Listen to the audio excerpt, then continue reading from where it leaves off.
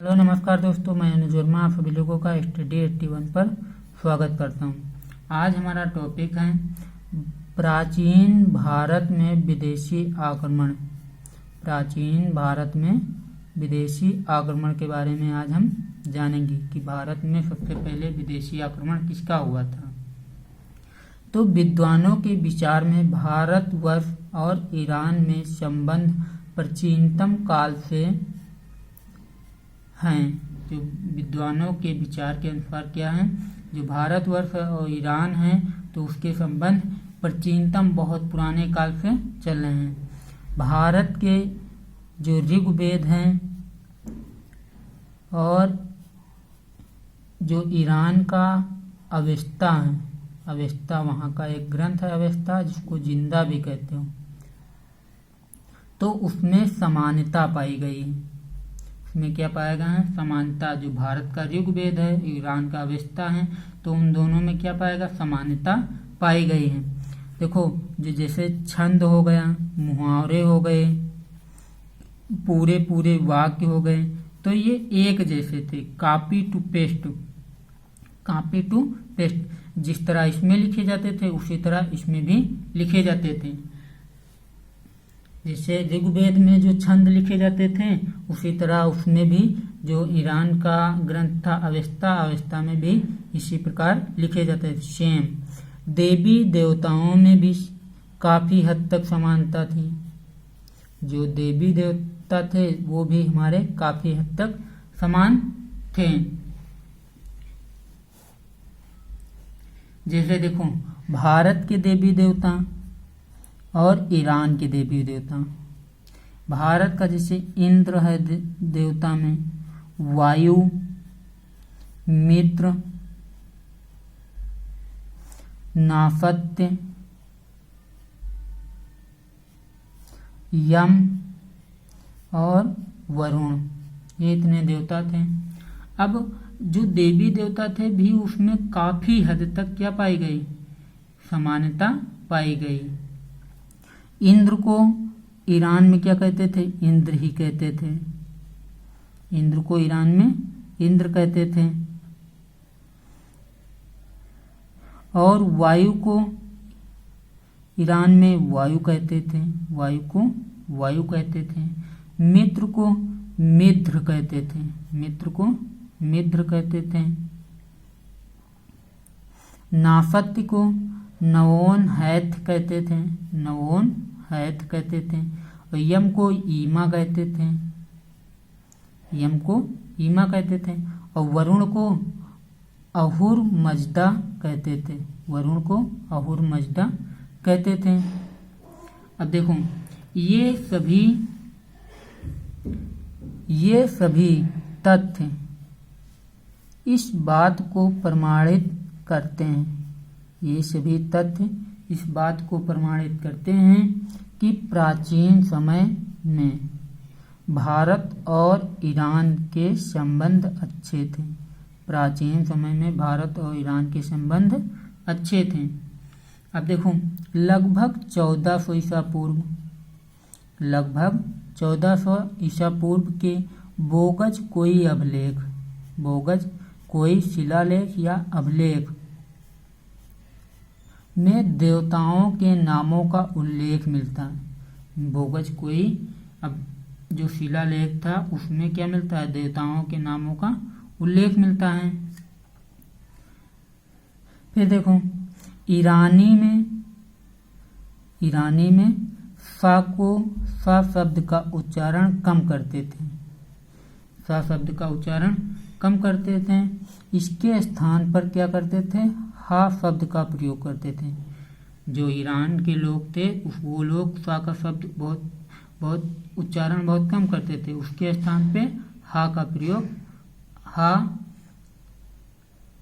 शब्द का प्रयोग करते थे। जैसे सप्त सिंधु प्रदेश है, सप्त सिंधु प्रदेश, तो इसको कहते थे हप्त हिंदू प्रदेश कहते थे, हप्त हिंद प्रदेश कहते थे।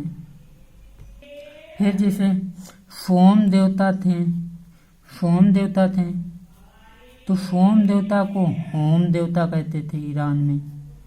तो सा का उच्चारण वो बहुत कम करते थे, उसके स्थान पर ज़्यादातर हा शब्द का प्रयोग करते थे। जैसे सप्त था तो सप्त सिंध प्रदेश था तो उसको हप्त हिंदू प्रदेश कहते थे। सोम देवता थे तो उसको होम देवता कहते थे।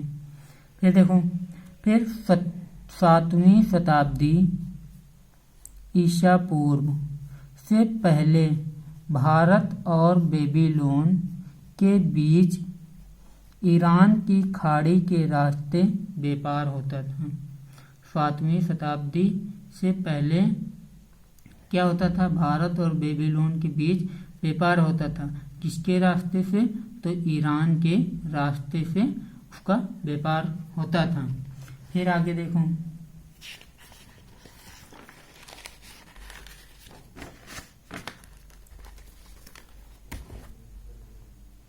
फिर हखमनी साम्राज्य की स्थापना साइरस प्रथम ने की थी।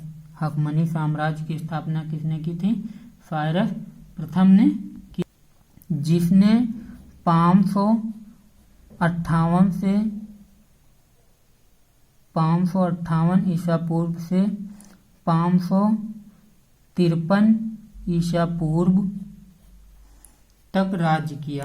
जिसने क्या किया, 558 ईसा पूर्व से 553 ईसा पूर्व के बीच में राज्य किया। अब देखो, साइरस जो था वो 5 वर्षों में बैक्टीरिया को जीता, मीडिया को जीता, बेबीलोनिया को जीता, असीरिया को जीता। ये 5 वर्षों में उसने जीत लिया। 5 वर्षों में साइरस प्रथम ने बैक्टीरिया, मीडिया, बेबीलोनिया, असीरिया को जीत लिया। फिर मकरान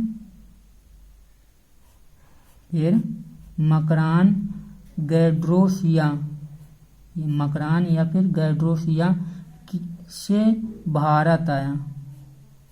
मकरान या गैड्रोसिया के माध्यम से क्या आया, भारत वो आया, और भारत में असफल रहा। भारत में वह कह रहा असफल रहा। स्ट्रेबो कहता है कि, देखो इससे पहले हम एशिया का जो सबसे सर्वाधिक शक्तिशाली राजा था, एशिया का सर्वाधिक शक्तिशाली राजा कौन बन गया, साइरस प्रथम, क्योंकि इसने 5 वर्षों में बैक्टीरिया, मीडिया, बेबीलोनिया, असीरिया जैसे महान प्रांतों को जीत लिया था। फिर मकरान और गैड्रोसियस के माध्यम से यह भारत आया, और भारत में यह क्या रहा, असफल रहा। भारत में यह असफल रहा। स्ट्रेबो कहता है कि साइरस को आक्रमण का विचार छोड़ना पड़ा। स्ट्रेबो कहता है कि साइरस को आक्रमण का विचार छोड़ना पड़ा। केवल 7 व्यक्तियों के साथ बचकर भाग गया। क्या हुआ, केवल 7 व्यक्तियों के साथ बचकर वह भाग गया भारत से। हालांकि काबुल घाटी तक उसने क्षेत्र को विजित किया था, उसने क्षेत्र को जीता था काबुल घाटी तक। फिर देखो, साइरस जो था वो असफल रहा भारत को जीतने में। और उसके बाद शासक आता है कैम्बिसेज, यह भी अयोग्य था। फिर आता हमारा डेरियस। कौन आता है, डेरियस, जिसको दारा प्रथम भी कहते हो, डेरियस या इसको दारा प्रथम भी कहते हैं। इसका टाइम पीरियड 532 से 486 ईसा पूर्व के बीच में था। और किससे जानकारी मिलती है, तो वो ही स्टोन अभिलेख है जो गंधार से गंधार में पाया गया है, और पर्सिपोलिस अभिलेख है जो पंजाब में पाया गया है, और एक नेक्सेरू रुस्तम अभिलेख है जो भी पंजाब में पाया गया है। उससे इसकी जानकारी मिलती है। सिंधु तक के क्षेत्र को किसने विजिट किया? डेरियस प्रथम ने। सिंधु तक के क्षेत्र को डेरियस प्रथम ने विजिट कर लिया। फिर देखो हेरोडोटस क्या कहता है। हेरोडोटस डेरियस के 20 प्रांतों में, डेरियस के 20 प्रांतों में भारत का प्रांत आखिरी था, लेकिन डेरियस ने उसको जीत नहीं पाया, भारत के प्रांत को। अभी देखो आगे आगे कहानी इसकी सिर्फ समझते चलो। जैसे हेरोडोटस क्या कहता है, डेरियस के 20 प्रांतों में भारत का प्रांत आखिरी था। भारतवासी अन्य लोगों की अपेक्षा अधिक कर रहे थे, अन्य लोगों की अपेक्षा अधिक कर रहे थे भारतवासी, जिसे 250 ममसोना या 10 लाख पाउंड जिसको कहते हो, 250 ममसोना उस समय बांट चल रहा थी। एक मन में उसमें निर्धारित किया जाता था कि इतने होंगे, इतने किलोग्राम होंगे एक मन में, तो 250 ममसोना को उस समय 10 लाख पाउंड कहते थे। फिर आगे देखो, यही बात डेरियस को भारत की तरफ आकर्षित करता था। और यही बात क्या करता था, डेरियस को भारत की तरफ आकर्षित खींचता था अपनी ओर। डेरियस प्रथम के पास भारतीय सेना भी थी, डेरियस प्रथम के पास भी भारतीय सेना भी थी।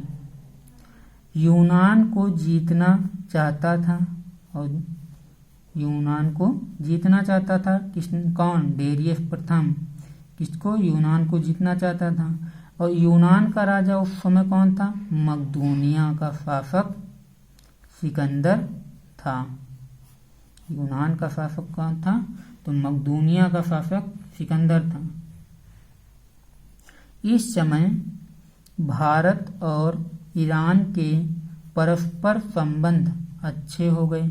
और इस समय क्या हुआ? भारत और ईरान के परस्पर संबंध अच्छे हो गए। देखो प्रमाण कैसे मिलता है, तो प्रमाण में आपको हम बताएंगे 6-7 प्रमाण कि कैसे प्रमाण मिलता है। जैसे ईरानी सिक्के जो थे वो भारतीय प्रांतों में चलते थे, जो ईरानी सिक्के थे भारतीय प्रांतों में चलते थे, जैसे सोने चांदी, और सोने को डारिक और चांदी को सिगलोई या सैकल्स थे। ईरान में चांदी को सैकल्स या सिगलोई कहते थे और सोने को डारिक कहते थे। फिर दूसरा प्रमाण मिलता है, उत्तर पश्चिम सीमा पर ईरानियों ने खरोष्टी लिपि भी प्रचलित की थी। उत्तर पश्चिम की सीमा पर ईरानियों ने क्या प्रयोग किया था? खरोष्टी लिपि, जिसको एरामेइक लिपि भी कहते हैं।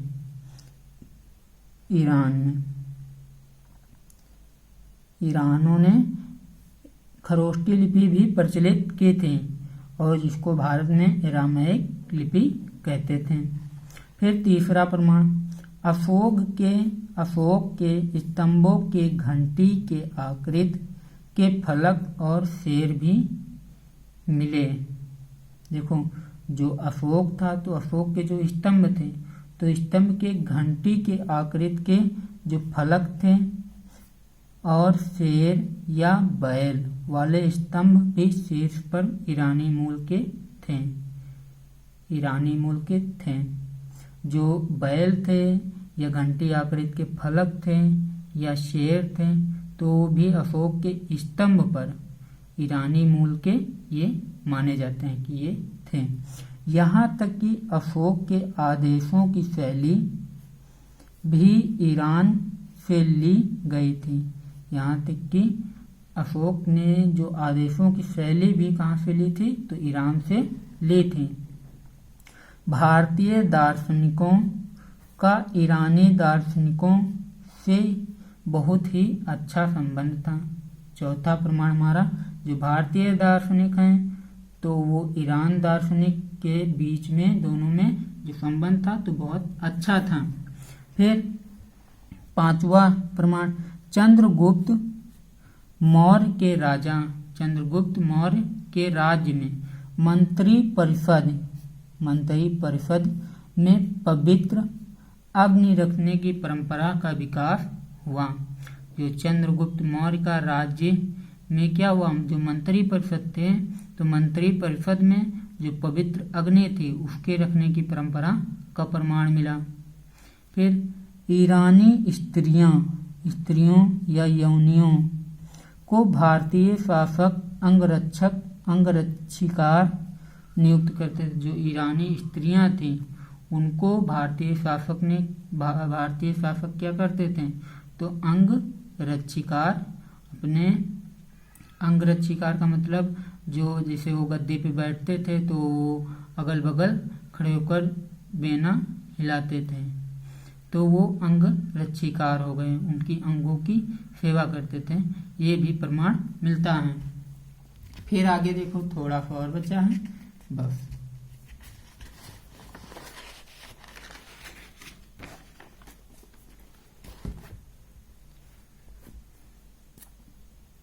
ईरानियों ने भारतीयों को पत्थर चमका देने का उत्तम ढंग सिखाया और ईरानियों ने पत्थर को चमका देने का उत्तम ढंग सिखाया। इसीलिए भारतीय कला पर यूनानी प्रभाव देखने को मिलता है। और इसीलिए क्या मिलता है, भारतीय कला पर यूनानी प्रभाव देखने को मिलता है। फिर आठवां हमारा आता है, राजाओं के बाल धोने का उत्सव या जन्मदिन, जिसको बर्थडे कहते हो, तो वो भी हमारे ईरान से लिया गया है, ईरान में मिलता है। तो राजाओं के जो बाल धोने का उत्सव है वो भी हमारा ईरान से प्रमाणित किया गया है। फिर देखो, अंततः क्या हुआ, अंततः डेरियस सिकंदर पर हमला किया। अंततः डेरियस सिकंदर पर हमला करता है और पूरी तरह वो पराजित हो जाता है। और पूरी तरह वो क्या होता है, पराजित हो जाता है। फिर तीसरे नंबर का शासक आता है हमारा सर्जेक्स,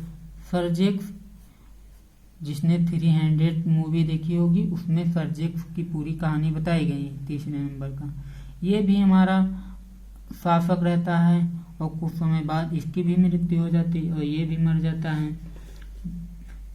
और यहीं से फिर अगले वीडियो में हमारा स्टार्ट होगा जो भारत है, भारत पर सिकंदर का आक्रमण।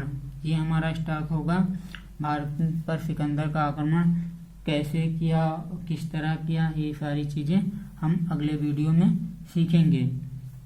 पिछले वीडियो में हमने घनानंद के बारे में बताया था, महापद्मनंद के बारे में बताया था, नंद वंश की स्थापना कैसे हुई उसको बताए थे, कालाशोक या काकवर्ण के बारे में बताए थे, जो काकवर्ण शासक था उसके बारे में बताए थे, जो श्रोणिक था उसके बारे में भी हमने पीछे वाले वीडियो में बताए थे।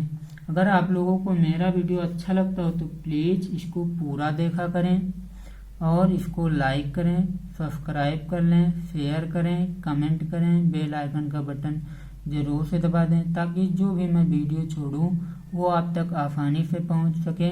जय Hind, thank you so much.